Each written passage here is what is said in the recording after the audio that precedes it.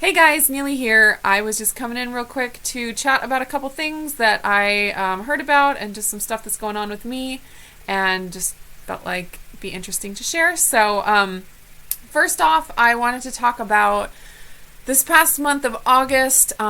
It has been quite a stressful month for one particular reason, and I have been really working on kind of watching my body through this stressful time and kind of noticing how it reacts, as far as like my hormonal balance, my energy, and all. Just kind of sitting back and observing how my body handles stress. Basically, without getting into too many details, we had a friend come live with us. She was going to stay with us for a while, but it ended up ending quite badly. And she was here for about 3.5 weeks. We were trying to help her with some psychiatric drug detox and just helping her not be homeless, basically. She was losing her housing. And anyways, we were trying to help her, but she ended up not wanting the help that we had to offer, and things got somewhat violent.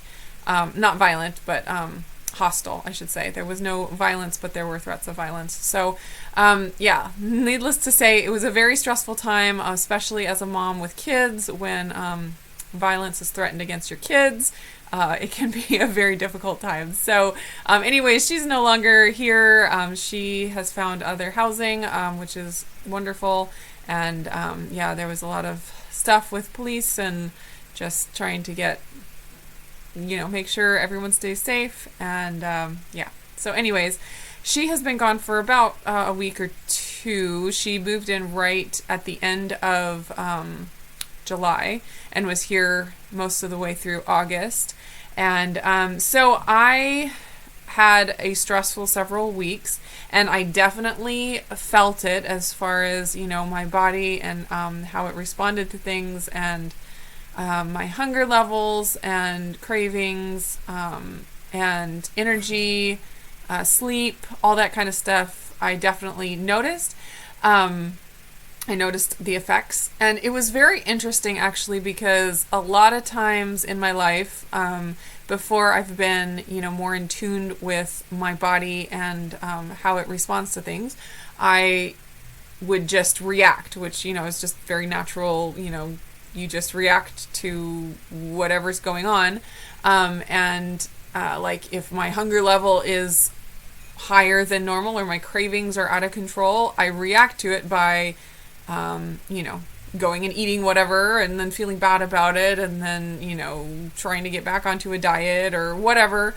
But this time I was able to just kind of sit back and watch and be like, okay, I know that my body is under stress right now. And so when something would pop up like, oh my gosh, I really want to eat, an entire bag of tortilla chips and salsa, I could sit back and be like, okay, I can logically look at this. I can see all of the stress. I can see that this is how my body is wanting to deal with the stress. There's things about food that, it gives you like the serotonin, to eat pleasurable food, and my body just really wants that. It wants to calm down because it's in this high stress state. And so I was able to just really, step back and kind of view myself, and it did help with, making decisions instead of just like following my urge and jumping headfirst into a bag of tortilla chips. Even though I did do that a couple of times, I was able to, think, okay, my body really needs something right now. It's telling me that very clearly, and it's going towards tortilla chips and salsa. And so I am going to serve myself out a portion of this, and I'm going to eat it, and I'm going to enjoy it, and I'm not going to feel guilty about it. And I'm going to use this to take care of my body in this time.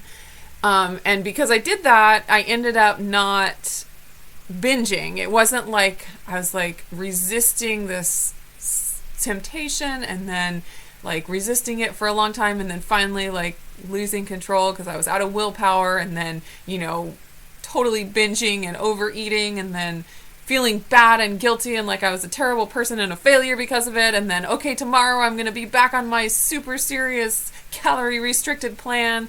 And then, going through that whole cycle over and over again like I've done before in the past.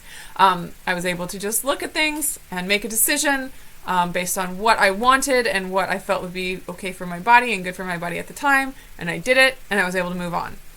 So that was a very big victory for me. I have been just really enjoying this moderate approach where I'm not shooting for perfection. And so when I don't hit perfection, it's not like I've failed. I'm just shooting for moderation and pretty much hitting it every time. So I'm always succeeding. So anyways, that was just a really interesting experience. I just wanted to share that with you guys. Really taking the emotion out of it and the guilt out of it and like the morality out of it. Like this, we've talked about before, bad foods and good foods. And, if you eat a bad food, then you're a bad person or you're a dirty person or whatever. Just completely getting rid of that and taking that away. It calms my mind so much that I can make rational decisions in those times where the cravings are really strong, and my decision that I make isn't a eat a perfect food decision. It's a decision based on how I'm feeling mentally and physically and what's best for all of me as a person. And sometimes that means serving out a portion of tortilla chips and eating it with my fresh pico de gallo salsa that I made, from my garden tomatoes, and like just really enjoying it. And then like it helps. It makes me feel better. And for me, making that decision in that moment was healthy because it was healthy for me mentally and emotionally. Even though tortilla chips are not physically the most perfect, nutritious food, it was a healthy choice for me at the time. So anyways, I hope that makes sense. I'm not saying that tortilla chips are a health food and a weight loss food or anything like that. It's just breaking down in the moment what my body needs, and not just my body, but my mind and my emotional needs are. Anyways, I don't know if that made any sense, but that was just really interesting. The other things that I did, because I knew it was a stressful time, is I went back onto some of the amino acid supplements that I took a few months ago, that I took for a while, and then I didn't need anymore because I had built up my stores of those certain amino acids. But during stressful times, it can reduce those stores pretty quickly, and so I just decided to buffer myself with those, the GABA and the 5-HTP before bed, and then also the tyrosine.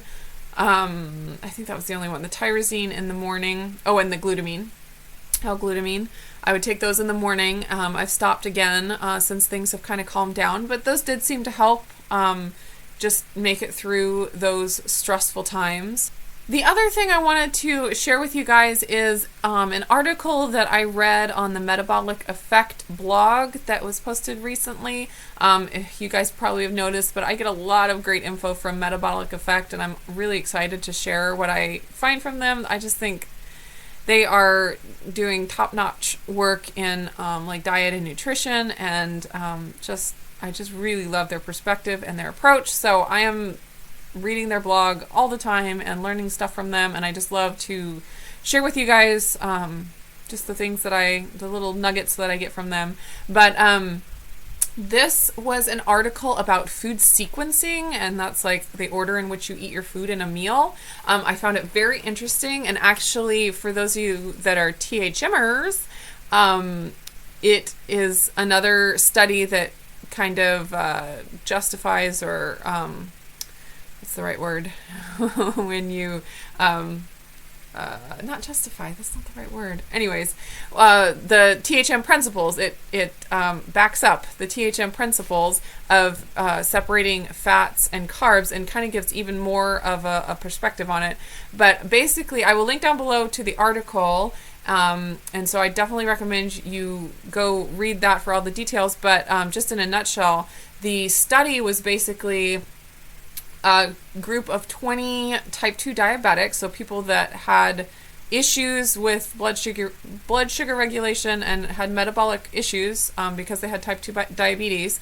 And it was a small study, so obviously more needs to be done. There's nothing that's like set in stone now, but it had interesting results. So it's like now that they have these results, they can kind of go further and learn more about this stuff. But anyways, it was a group of 20, and they separated the 20 people into 2 groups of 10, and had one group that they put both groups on a lower calorie diet than they had been on, and then one of the groups, they just said, eat your meals however you want, just stick to this diet. And then the other group, they said, stick to this diet, but in your meals, eat your fat and your protein first, and then eat your carbs after that.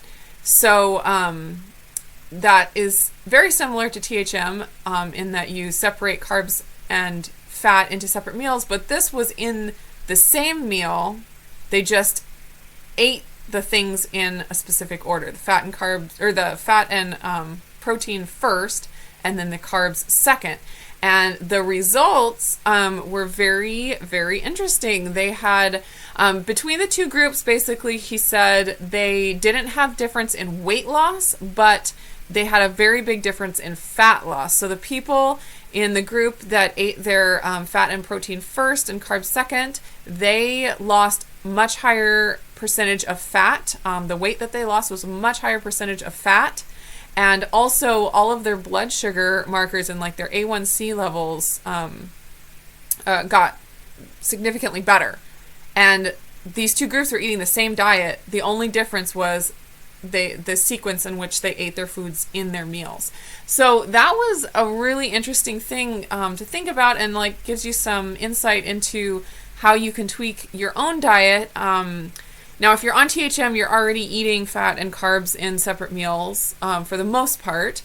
So that's not going to change a whole lot of what you're doing. But if you are at the point where you want to start adding crossovers to your diet, but your body isn't handling it well, you might try, eating your fat and protein first and then eating your carbs second in the meal, and eating a crossover that way, see if your body handles it a little better. And then also, if you are like at an event or at a friend's house and you're eating a meal that is not on plan, just to be polite, or just because that's the situation you're in, that's what you have to eat, you can, use these little techniques and try eating the fat and protein first and then the carbs second, and see if your body handles it a little better.